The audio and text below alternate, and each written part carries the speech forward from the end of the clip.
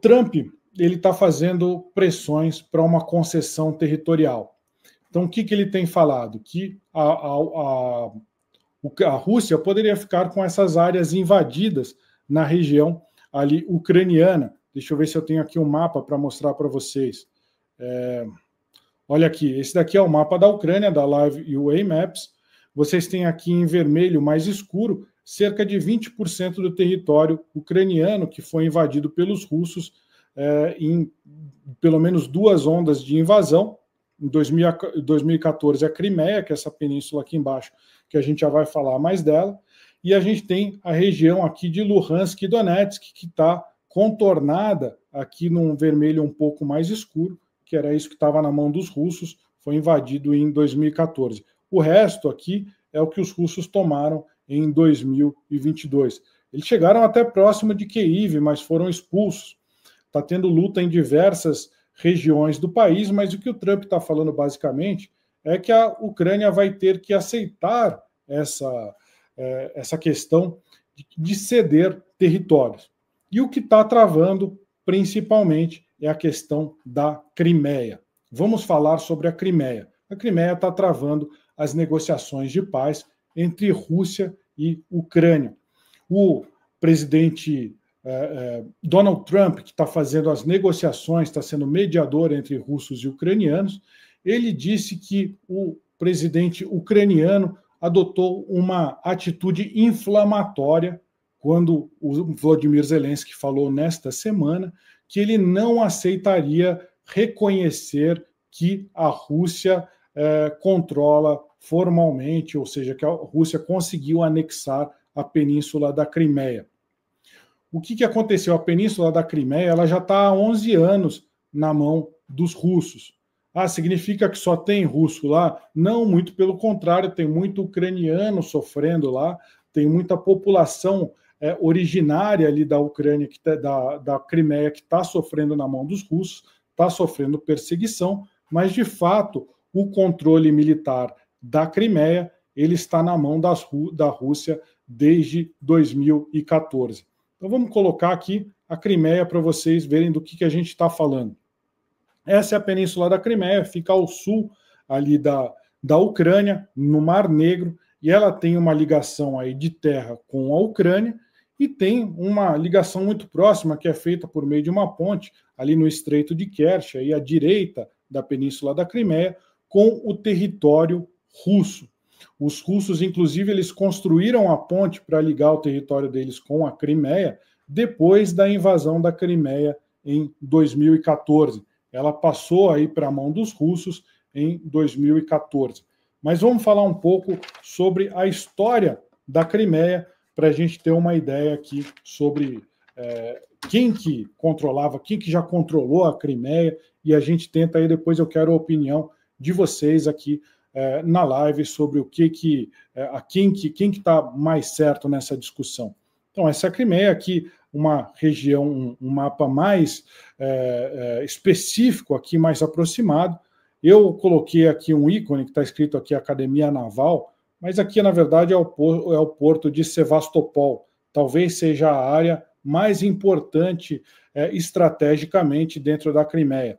Esse é um porto que ele não congela durante o inverno. Isso é muito importante para os russos, para que eles tenham principalmente aí um porto para lançar a sua frota, a sua esquadra, a sua marinha no Mar Negro, que por onde eles podem ter acesso ao Mar Mediterrâneo.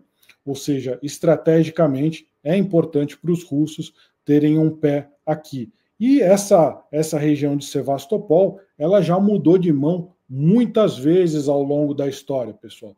Mas os russos estão muito interessados, principalmente por conta desse porto quente. É uma área aqui formada, na maioria do seu território aqui dessa península, por estepes, áreas onde são áreas de plantações. A gente tem mais recentemente um desenvolvimento do turismo, balneários, onde o clima aí é mais agradável. Então, tanto russos quanto ucranianos, antes da guerra, eles vinham passar férias e vinham passar fins de semana aqui na Crimeia, então uma região turística. A gente tem essa área aqui mais clara aqui do mapa, essa questão das estepes, das planícies. A gente tem aqui mais à direita a região de Kerch, que é uma área que já teve bastante tempo sob dominação dos russos. Então, é uma área que está sendo contestada. Vamos ver quem que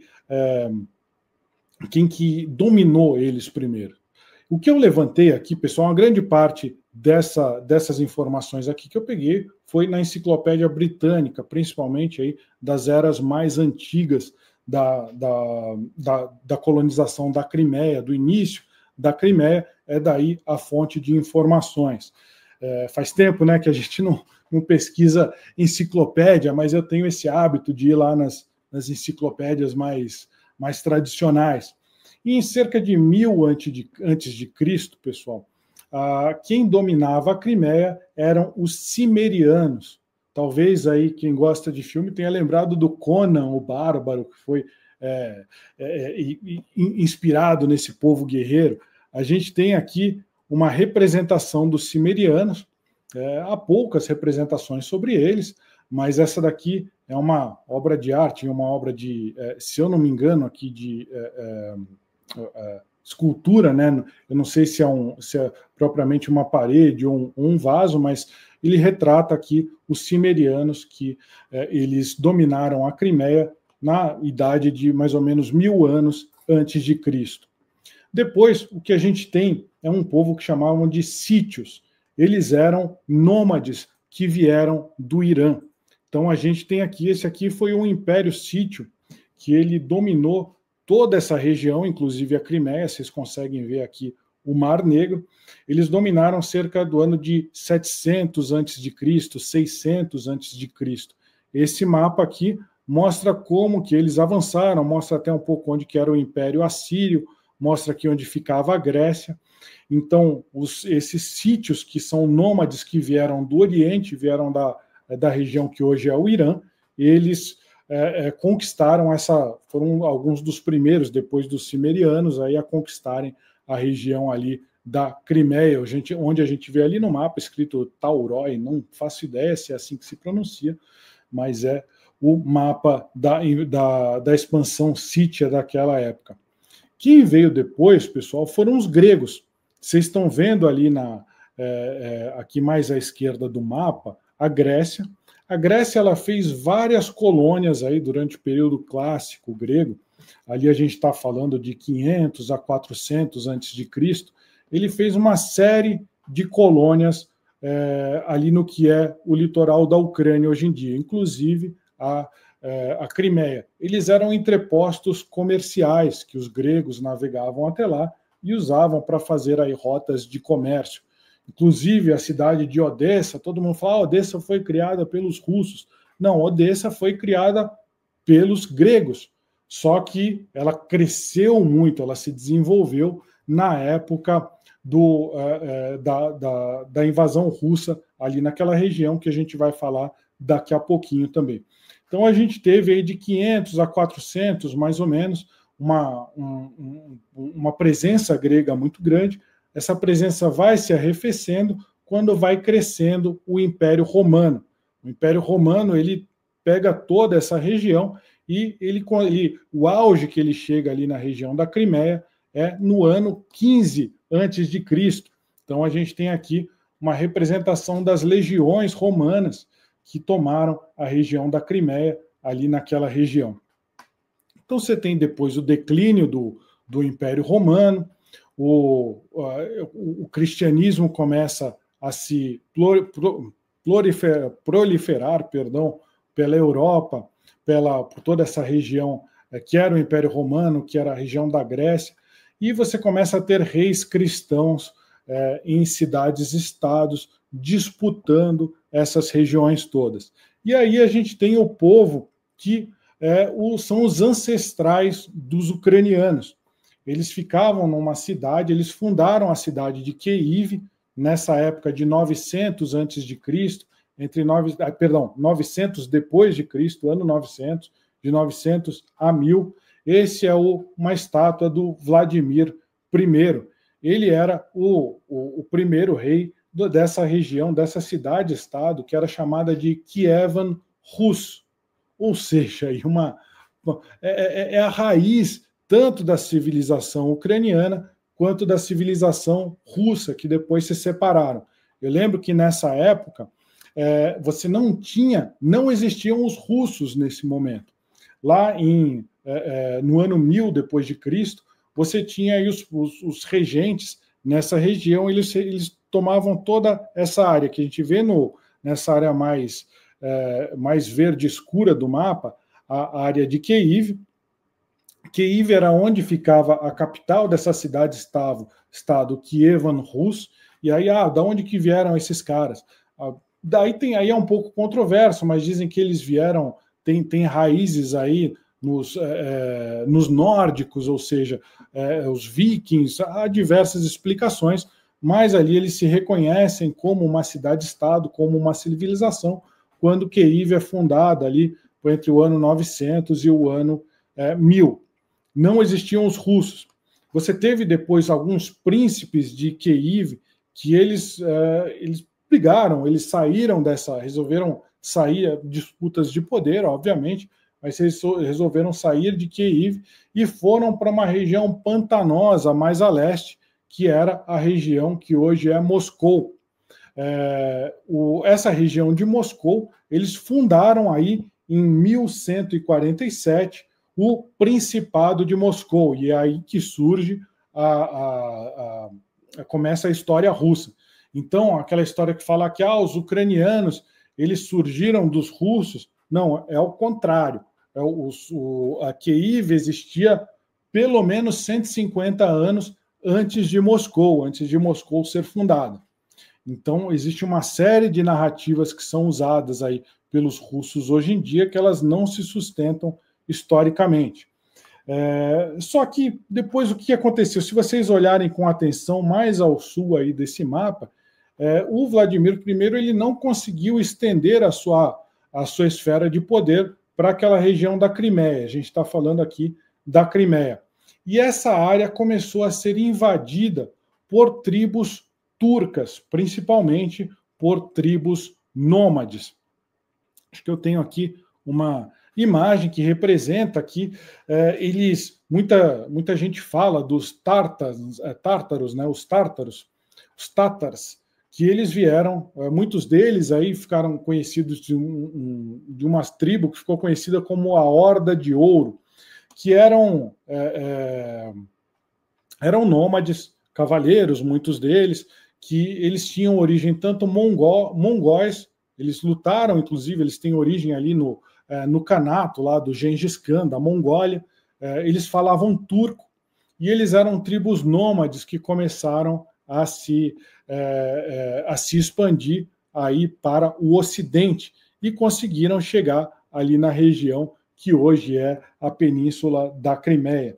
Então, esses é o que a gente chama aí os tártaros da Horda de Ouro, e é bom a gente ficar com esse nome aí, né, na cabeça, porque esses caras, eles têm descendentes até hoje em dia, e esses caras são os que mais lutam, é a população originária que se considera hoje em dia, que quer ficar na região ali da Península da Crimeia.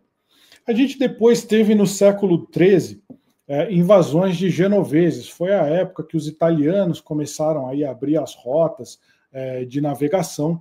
Então, os genoveses eles aumentaram a sua influência e começaram a controlar ali a Península da Crimeia naquela época. Os tártaros nunca saíram ali daquela região. No século XIV, aumentou a influência islâmica nessa região e os tártaros fundaram o chamado Kanato da Crimeia, ou seja, uma estrutura de governo muito parecida ali com o que você tinha do Gengis Khan, você tinha dos mongóis, mas teve lá o Kanato da Crimeia. O que a gente tem depois? Estou passando bastante rapidamente aí sobre essa questão da história da Crimeia, porque o que interessa mais para a gente era falar quem que era essa população originária da região e como que ela ficou depois. Mas agora vamos falar sobre os russos, como que os russos chegam lá. Os russos, eles começam, antes dos russos, você teve aí, em 1475, o Império Otomano. Ele o Império Otomano ele atacou áreas do Principado de Moscou e ele se expandiu. O Império Otomano foi e conquistou partes ali da Crimeia.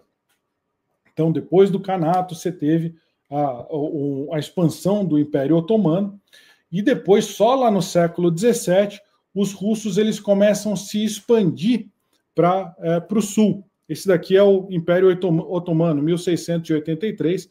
Vocês veem aqui que ele está... Deixa eu até tirar aqui a minha foto. Então, a Crimeia, que se vocês olharem aqui no Mar Negro, era uma área subordinada ao Império Otomano. Você ainda tinha lá os tártaros ainda sobrevivendo, era uma área que se aliou ao Império Otomano. Depois você tem a expansão dos russos. Eu coloquei aqui para simbolizar a Catarina II, mas, na verdade, o Império Russo ele começa com Pedro I. O Império Russo ele é fundado em 1721. O imperador Pedro I ele começa a expandir durante o século XVIII aí a influência da Rússia para a Europa. Ele chega, inclusive, até a região que hoje é a Romênia. E isso aqui que a gente está vendo agora no mapa, pessoal, é muito do que o líder Vladimir Putin ele baseia as suas explicações históricas, e aí a opinião minha, explicações históricas bastante distorcidas para falar que a Rússia tem direito a toda essa região. Então, essa miríade de cores que vocês veem, a Rússia sempre foi aí um aglomerado de povos diferentes. E o que a gente vê é exatamente isso. Você vê cossacos, você vê que nessa época eles chegaram a tomar uma boa parte da Ucrânia, eles chegaram a Kiev, eles tomaram até uma parte da Polônia, toda a Bielorrússia ali está na mão deles. Então essa daí foi o auge do Império Russo. Vocês veem ali Odessa, a Catarina II, em 1783, ela invade a península da Crimeia. É também nessa época que ela começa a desenvolver aquelas cidades que estão ali no litoral da Ucrânia. Aí muito da arquitetura, muito da cultura ali da região de Odessa, ela começa a se desenvolver nessa época. Não é que ela criou Odessa. Odessa já existia, já era uma colônia grega, mas foi aumentando aí nessa região. Ou seja, foi aumentando de tamanho, perdão. A Rússia invade primeiro a parte de Kerch, ali da península da Crimeia, e depois faz essa invasão que chega praticamente até a região ali de que hoje é a Moldávia. Chamava-se aquela região toda mais a leste ali de Bessarábia naquela época. Só que a gente tem depois a península da Crimeia é perdida pelos russos, porque você tem depois lá a Guerra da Crimeia, entre 1853 e 1856. Lembra que tinha lá o Império Otomano que tomou essa região? Então ficou durante muitos anos uma briga entre russos e turcos pelo controle de toda essa região aí do mundo. Então o que os russos fazem? Eles tentam aumentar o seu controle ali para a região do Rio Danúbio, ali na região da Romênia, que era a Bessarábia naquela época. Os turcos não gostam e começam a contra-atacar os russos.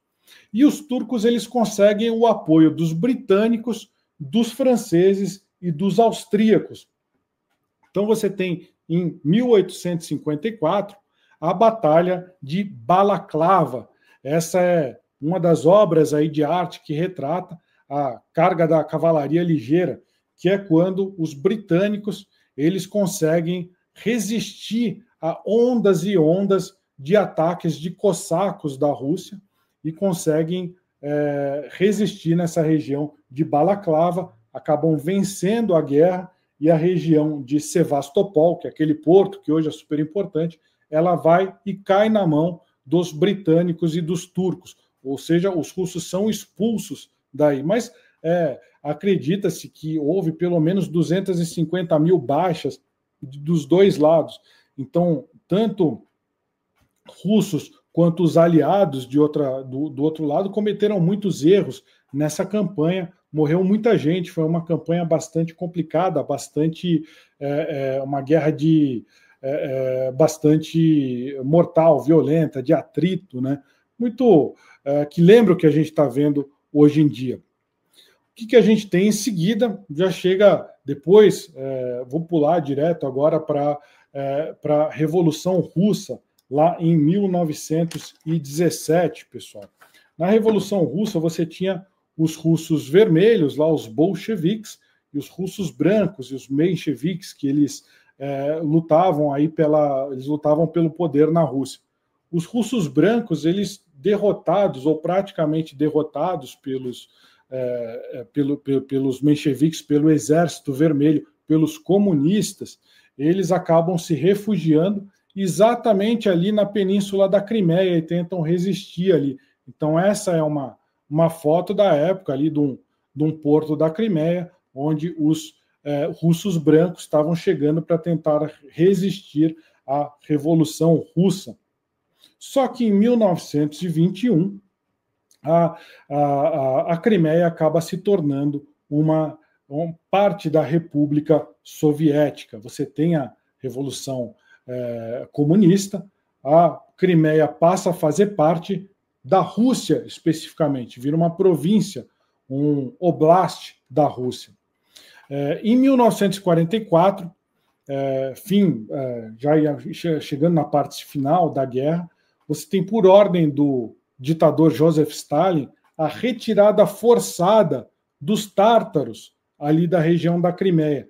Então, acredita-se que pelo menos 200 mil tártaros eles foram deportados, adivinha para onde? Para a Sibéria, ou seja, para os campos de concentração, para os campos, os gulags, para os campos de trabalho forçado da Rússia, que era para lá que os russos mandavam quem era politicamente inconveniente. Os tártaros eram bastante inconvenientes para os comunistas. Por quê? Porque eles tinham uma identidade que não era comunista. Eles cismavam que aquela terra era deles. Eles cismavam que os antepassados deles nasceram e morreram e lutaram por lá. Mas o que o Stalin faz? Coloca eles em trens e manda para a Sibéria. Depois com o fim da Segunda Guerra Mundial, isso se torna aí oficialmente um oblast. Não fazia sentido, né? Como era tudo União das Repúblicas Soviéticas, era mais ou menos a mesma coisa, era um oblast da Rússia, só que em 1954, o Nikita Khrushchev ele resolve presentear a Ucrânia com uma coisa que já era da Ucrânia, né? que era a Crimeia.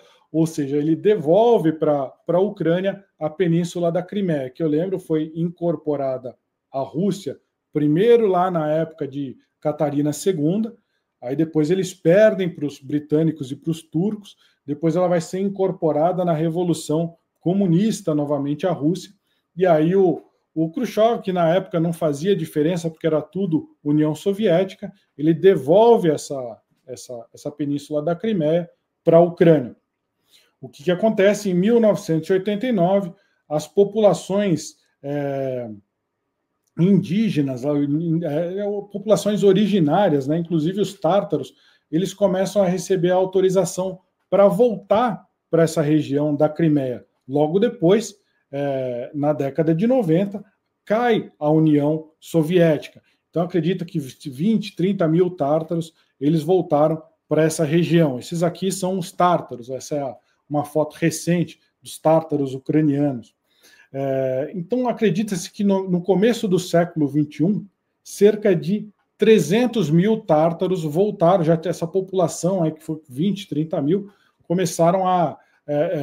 voltaram para essa região, se tornaram cerca de 300 mil deles ali vivendo na Península da Crimeia. Em 1997, você tem um acordo, você tem um tratado firmado entre Ucrânia e Rússia, em que a Rússia reconhece que a Crimeia ela é parte da Ucrânia, mas eles fazem um contrato de leasing, ou seja, eles fazem um contrato em que os russos eles podem continuar utilizando uma parte ali do porto de Sevastopol, para que a sua esquadra russa pudesse ter um porto quente. Dessa década de 90 também aquele acordo de Budapeste, em que a Ucrânia resolve devolver as suas armas, devolver não, entregar as suas armas nucleares para a Rússia, em troca de uma promessa de proteção, tanto de russos, quanto de americanos, quanto de britânicos. É claro que não foi, porque eles eram bobos, eles acreditaram. Não foi só isso. Eles tinham um governo que tinha, em certa medida, pró-Rússia. Era um governo que a gente pode até duvidar se não houve corrupção, porque eles receberam muito dinheiro. Eles foram muito bem pagos para entregar esse arsenal nuclear. Hoje eles estão vendo que não foi uma boa ideia fazer isso, porque muito provavelmente Vladimir Putin pensaria duas vezes antes de atacar uma Ucrânia com armas nucleares. Esse, ainda falando aqui dos tártaros, pessoal, a gente tem aqui, recentemente está acontecendo uma conferência na ONU, em que o chefe, ou seja, o representante da comunidade tártara, o Refet Chubarov, dos tártaros Meilis, ele disse o seguinte, abre aspas, os tártaros da Crimeia rejeitam categoricamente tentativas de se reconhecer a Crimeia como um território russo. Isso leva a gente para uma história um pouco mais recente da Península da Crimeia. Quando, em 2014, houve a chamada Revolução de Maidan, quando o Viktor Yanukovych, que era o presidente ucraniano, naquela época, ele reverteu algumas leis e algumas iniciativas que estavam sendo tomadas pela Ucrânia para se aproximar da União Europeia. Os ucranianos queriam fazer parte da União Europeia, só que o Yanukovych, ele era um governante ucraniano pró-Rússia. E o que ele fez? Ele reverteu a entrada da Ucrânia na União Europeia. Isso causou uma revolta popular gigantesca, que ficou conhecida como a revolta da Praça Maidan. Eles ergueram barricadas e foram protestar pela saída do governo ucraniano pró-Rússia. As forças de segurança ucranianas, inclusive, e aí também tinha forças russas aí no meio, atiraram contra a população. Há suspeitas de que os próprios americanos tenham ajudado a organizar essa revolução, a Revolução de Maidan. Mas, na prática, o que era? Era um povo que ficou revoltado com um governo comprado pela Rússia que tinha obrigado, praticamente, a Ucrânia a renunciar à sua entrada na União Europeia. Foi por isso que aconteceu a Revolução de Maidan. O Vladimir Putin, que já era o líder russo naquela época, ele diz o seguinte, depois ele revelou que nesse momento em que ele viu que o governo Yanukovych caiu e ele foi se refugiar, adivinhem aonde? Moscou, é claro, né? Esse Viktor Yanukovych fugiu do país, foram realizadas novas eleições e um governo ucraniano pró-Ocidente foi eleito de forma legítima. Só que as instituições estavam todas bagunçadas naquela região, ou seja, na Ucrânia inteira. As forças de segurança estavam desacreditadas, porque tinham sido usadas para conter protestos legítimos. A Península da Crimeia passou, então, a haver uma série de forças especiais russas, eles chamavam os pequenos homens verdes, ou seja, uma série de soldados russos começaram a sair do porto de Sevastopol e começaram a invadir as cidades da Crimeia, mas sem entrar em confronto com os soldados ucranianos. Foi naquela época que os russos eles roubaram toda a marinha de guerra ucraniana, pegaram todos os navios ucranianos e se apossaram deles, incorporaram a esquadra russa. Inclusive, o presidente Donald Trump disse recentemente, falou, mas a Crimeia já está na mão dos russos há 11 anos, e quando eles entraram lá, em 2014, nem a Ucrânia não fez nada. Por que não foi expulsar eles militarmente? Por que não fez nada? Só que naquela época foi o próprio Estados Unidos que falou, que convenceu a Ucrânia a não entrar em confronto com os russos na Crimeia, justamente porque tinham medo já naquela época, os Estados Unidos tinham medo de um confronto entre as forças russas e, eventualmente, forças europeias. Então falou, não, se vocês entrarem em confronto com os russos, vai haver uma invasão de larga escala. Depois, os ucranianos eles aprenderam de uma forma muito amarga que não adiantou nada, porque os russos eles iam invadir de qualquer jeito. Isso foi isso que aconteceu meses depois ali na região de Donetsk e Luhansk, quando forças aí que se diziam de forças separatistas de Donetsk e Luhansk invadiram esse território legitimamente ucraniano, falaram, porque lá tem mais gente que fala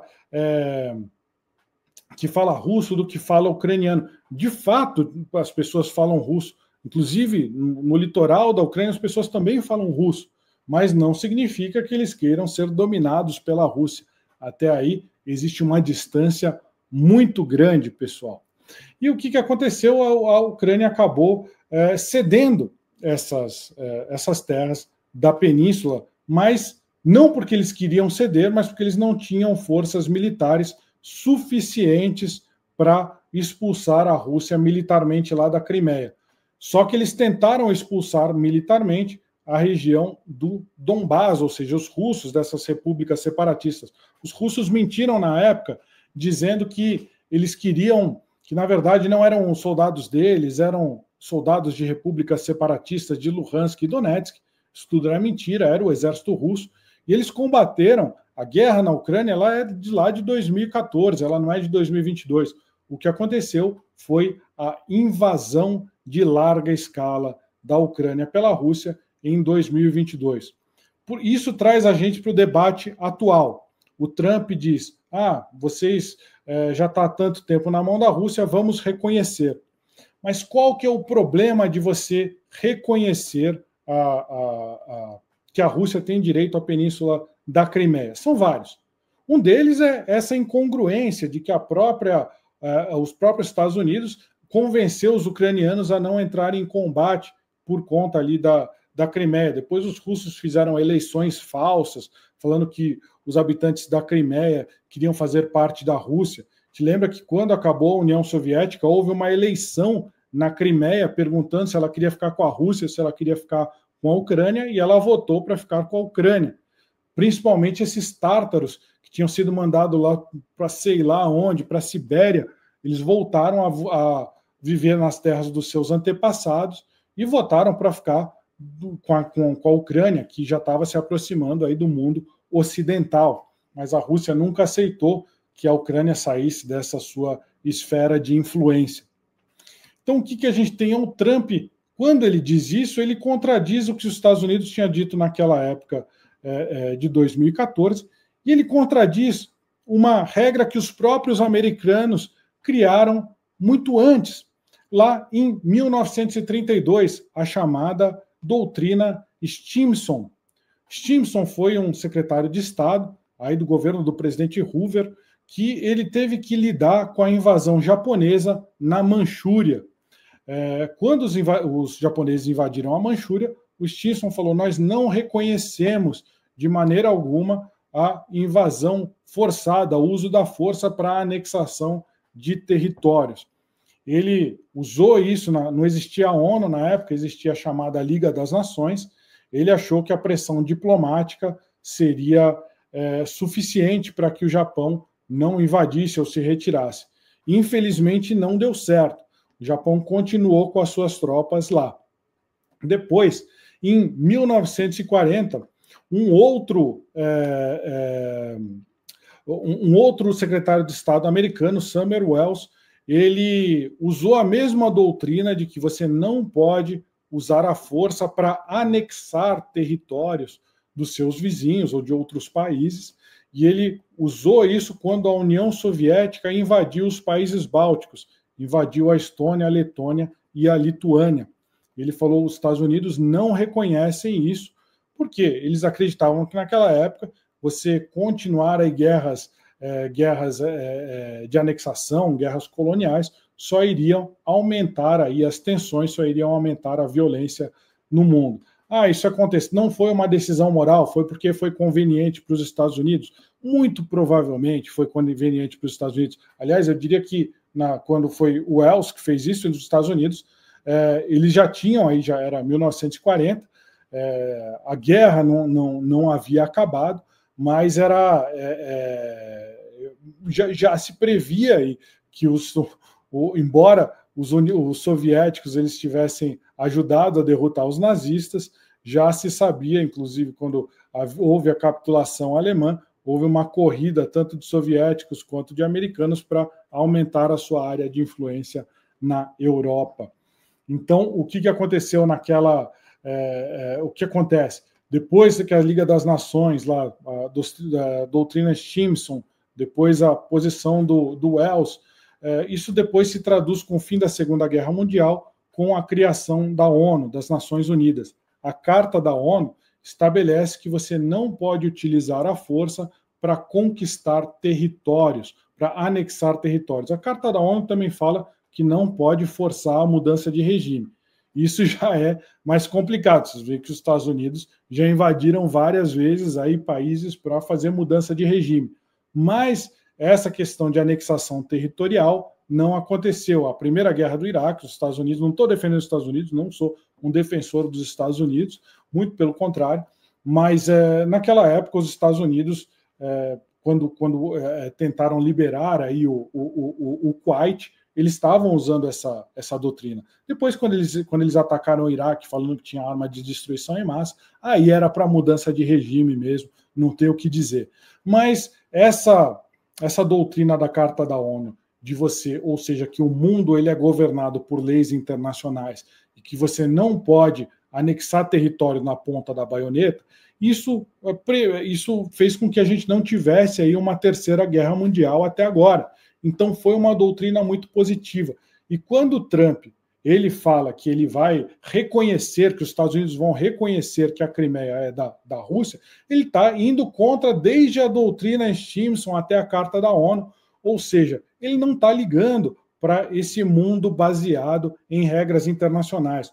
O Trump está muito mais preocupado com o poder sendo exercido por figuras e por personalidades carismáticas com muito poder, como é ele mesmo, como é o Putin, como é o Narendra Modi, como é o Recep Tayyip Erdogan, ou seja, ele está interessado em um sistema diferente de poder, ele não está ligando para essa questão do mundo baseado em regras internacionais.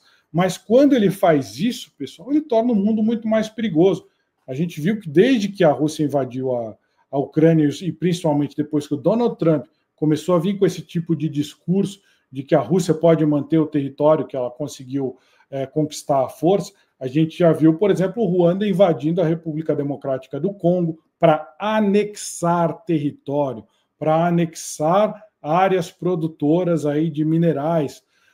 A gente pode ver o grande temor da comunidade internacional e dos analistas é que, por exemplo, a China se anime a atacar Taiwan. Taiwan é responsável por 90% dos chips, aqueles chips de alta tecnologia que são exportados para o mundo inteiro. Então, o Ocidente perderia uma fonte de... não dá para simplesmente abrir da noite para o dia uma fábrica de chips nos Estados Unidos. Os Estados Unidos estão tentando, mas você não faz isso do dia para a noite, você tem que fazer em escala, é uma coisa muito cara. Então, a China pode se animar de tomar Taiwan, que eles vêm prometendo fazer isso até 1940, até 2049. É o limite deles, que eles querem anexar Taiwan, seja por força ou por paz. E a gente tem diversos outros, tem a própria Rússia, que ela vê que se os Estados Unidos, se ela for presenteada com o reconhecimento da Crimeia, ela vai continuar invadindo. Vocês viram lá o mapa? O Putin, ele argumenta que isso aqui tudo deveria ser território da Rússia hoje em dia, porque foi lá no século XVIII do czarismo. Jacó lembra que Taiwan faz parte da China. Taiwan, ela é um território chinês em 1949. Os chineses que eram contra o comunismo, eles se refugiaram lá em Taiwan. Foi isso que aconteceu. Então, para o Jacó aqui respondendo a ele, Taiwan, ele é um território que a China diz que é dela, mas é um território democrático, ele não está submisso ao regime comunista. Ele existia ali como uma ilha fora do comunismo desde 1949. Então, mas estamos falando da Europa, depois a gente faz uma explicação específica aí sobre Taiwan. Mas os russos, eles acham que eles têm direito ao que eles chegaram ali, ao que chegou o auge do Império Russo no século XVIII. E é esse mapa aqui que a gente está vendo, da época da Catarina a Grande. O que o Trump faz ao presentear a Rússia, ao tentar forçar a Ucrânia a aceitar que a Crimeia seja reconhecida formalmente, é estimular os russos a atacarem não só a Ucrânia, mas também a Geórgia, provavelmente os países bálticos, muito provavelmente até a Romênia. A Romênia é parte da OTAN, mas nunca se sabe essa questão de